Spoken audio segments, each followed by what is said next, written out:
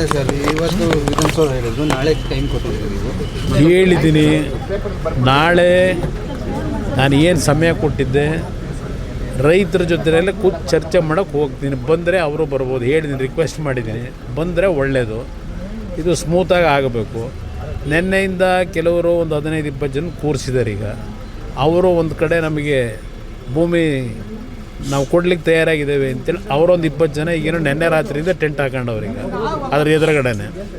ಅದು ನನಗೆ ಗೊತ್ತಾಗ್ತದೆಲ್ಲ, ಅರ್ಥ ಆಗ್ತದೆ. ಇನ್ನು ಯಾವ ಕಾರಣಕ್ಕೋಸ್ಕರ ಇವೆಲ್ಲ ಒಳಗಡೆ ನಡೀತಿದೆ, ಅದರ ಬ್ಯಾಕ್ಗ್ರೌಂಡ್ ಏನು ಎಲ್ಲ ನಾನು ಅರ್ಥ ಮಾಡ್ಕೊಂಡಿದ್ದೀನಿ. ಇಲ್ಲಿ ನನ್ನ ಪ್ರಶ್ನೆ, ಇಲ್ಲಿ ಶಿವಕುಮಾರ್ ಅವರ ಈ ರಾಜ್ಯದ ಮುಖ್ಯಮಂತ್ರಿಗಳ ವಿರುದ್ಧ ನನ್ನ ಹೋರಾಟ ಅಲ್ಲ ಇದು.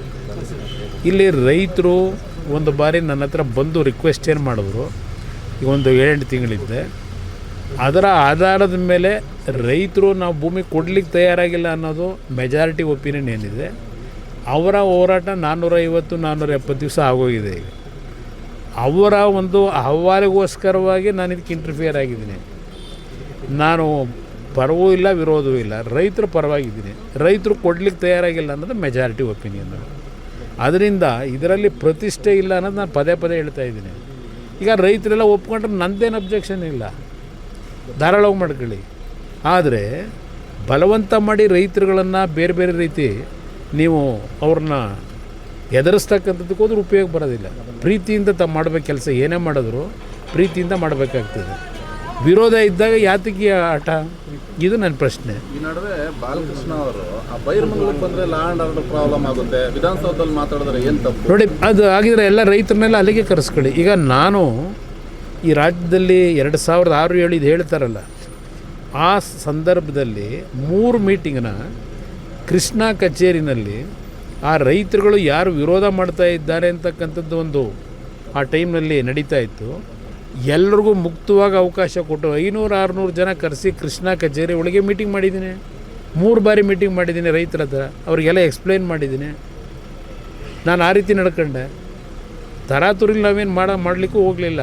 ರೈತರದ್ದು ವಿರೋಧ ಜೊತೆಗೆ ಈಗ ಇವರು ಕಾಂಗ್ರೆಸ್ನ ನಾಯಕರುಗಳೇ ಆ ಟೈಮಲ್ಲಿ ಏನೇನು ವಿರೋಧ ಮಾಡಿ ಅಸೆಂಬ್ಲಿ ಒಳಗೆ ಚರ್ಚೆ ಮಾಡೋರು ದಾಖಲೆ ಇದೆ. ಅವರ ಜೊತೆಲಿರ್ತಕ್ಕಂಥ ಕೆಲವು ಸಲಹೆಗಾರ ಇಟ್ಕೊಂಡವರೆಲ್ಲ ತರಿಸ್ಕೊಂಡು ಹೋದ ಕೇಳಿ ಅವರಿಗೆ, ಮುಖ್ಯಮಂತ್ರಿಗೆ, ಆಮೇಲೆ ಆದರೂ ತೀರ್ಮಾನ ಮಾಡ್ಕೊಳ್ಳಿ.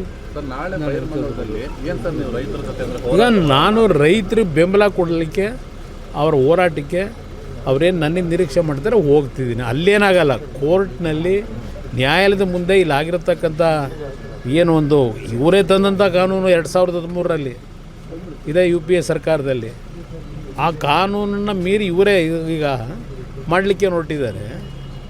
ಕಾನೂನು ವ್ಯಾಪ್ತಿ ಒಳಗೆ ಆ ರೈತರ ಪರವಾಗಿ ಏನು ಹೋರಾಟ ಮಾಡಬೇಕು, ಅದಕ್ಕೂ ಸಿದ್ಧತೆ ಮಾಡಬೇಕಲ್ಲ. ಇಲ್ಲಿ ಸಾಂಕೇತಿಕವಾಗಿ ಧರಣಿ ಮಾಡ್ಕೊಂಡು ಏನು ಕೂತಿದ್ದಾರೆ 470 ದಿವಸದಿಂದ, ಒಂದು ಅವರಿಗೆ ಬೆಂಬಲ ಕೊಡ್ಲಿಕ್ಕೆ ಹೋಗ್ತಿದ್ದೀನಿ ಅಷ್ಟೇ. ನಾಳೆ ಅವ್ರ ಜೊತೆ ಚರ್ಚೆ ಮಾಡ್ಕೊಂಬರ್ತೀನಿ. ನಾನು ವೆಯ್ಟ್ ಮಾಡ್ತೀನಿ, ಮಧ್ಯಾಹ್ನದವರೆಗೂ ಅಲ್ಲೇ ಇರ್ತೀನಿ. ಬಂದು ಅವ್ರು ಕೂತ್ಕೊಂಡು ಸುಗಮವಾಗಿ ಮಾಡ್ಕೊಂಡ್ರೆ ನಂದೇನು ಅಬ್ಜೆಕ್ಷನ್ ಇಲ್ಲ. ರೈತರೆಲ್ಲ ಒಪ್ಕೊಳ್ಳೋದಾದ್ರೆ ನಾಳೆ ಗಲಾಟೆ ಮಾಡೋಕೆ ಹೋಗ್ತಾ ಇದ್ದೀವಿ. ಅಲ್ಲಿ ಗಲಾಟೆ ಮಾಡ್ಸೋಕೆ ಕೊಟ್ಟಿರೋದು ಅವರಿಗೆ 144 ಸೆಕ್ಷನ್ ಹಾಕೋದಕ್ಕೆ ನನ್ನ ಅಭಿಪ್ರಾಯದಲ್ಲಿ. ಯಾಕೆಂದರೆ ನಿನ್ನೆ ಒಂದು 20 ಜನ ಕೂರಿಸ್ಕೊಂಡವ್ರೀಗ ಅಲ್ಲಿ ಇಷ್ಟೆಲ್ಲ ಬೆಳವಣಿಗೆ ಆಗಿ ಅವ್ರು ಇಲ್ಲಿವರೆಗೆ ಕೊಟ್ಟಿರ್ತಕ್ಕಂಥ ಕಾಂಪನ್ಸೇಷನ್ ಎಷ್ಟು ಜನಕ್ಕೆ ಕೊಟ್ಟವ್ರೆ? 19 ಕೋಟಿ ಕೊಟ್ಟಿದ್ದೀವಿ ಅಂತ ಹೇಳ್ತಾರೆ. 20,000 ಕೋಟಿ ಪ್ರಾಜೆಕ್ಟಿಗೆ ಇನ್ನೂ 19 ಕೋಟಿ ಎಷ್ಟು ದಿವಸದಿಂದ ಬಲವಂತವಾಗಿ ಕೊಟ್ಕೊಂಡು ಹೊರಟವ್ರೆ. ಕೆಲವು ಪಾಪ ಕೊಟ್ಟಿರ್ಬೋದು, ಇಲ್ಲ ಅಂತ ಹೇಳಲ್ಲ. ಯಾಕೆ ಅಂದರೆ ಅಲ್ಲಿ ಕೊನೆ ಹಂತದಲ್ಲಿ ಕೆಲವು ಹಳ್ಳಿನಲ್ಲಿ ಎಷ್ಟೇ ಏನೇ ಆದರೂ ಬೆಳೆ ಬೆಳೀಲಿಕ್ಕೆ ಸಾಧ್ಯ ಇಲ್ಲ ಅನ್ನೋದು ಗೊತ್ತು ನನಗೆ. ಅದು ಸಣ್ಣ ಪ್ರಮಾಣದಲ್ಲಿದೆ, ಅಂಥವ್ರು ಕೊಟ್ಕೊಂಡಿರ್ಬೋದು, ನಾನು ಇಲ್ಲ ಅಂತ ಹೇಳಲ್ಲ. ಯಾಕೆಂದರೆ ಅವ್ರಿಗೆ ಯಾವುದೂ ಬೆಳೆ ಬೆಳೀಲಿಕ್ಕೂ ಆಗೋದಿಲ್ಲ. ಒಂದು 20 ವರ್ಷದೆಲ್ಲ ನೀರು ಹರಿತದಲ್ಲಿ ಅಲ್ಲಿ ರೊಚ್ಚಿನ ಒಂದು ಇದು ಬೆಳೆದಿರ್ತಕ್ಕಂಥ ಇನ್ನೆಲ್ಲ ಆಗೋದಿಲ್ಲ ಅನ್ನೋದು ಗೊತ್ತು. ಹಾಗಂತೇಳಿ ಎಲ್ಲರ ಮೇಲೂ ಗದಾಪ್ರಾವ ಮಾಡೋದ್ರಾಗುತ್ತಾ? ಜನ ಒಪ್ಕೊಂಡು ಕೊಟ್ಟರೆ ನಂದೇನು ಅಬ್ಜೆಕ್ಷನು?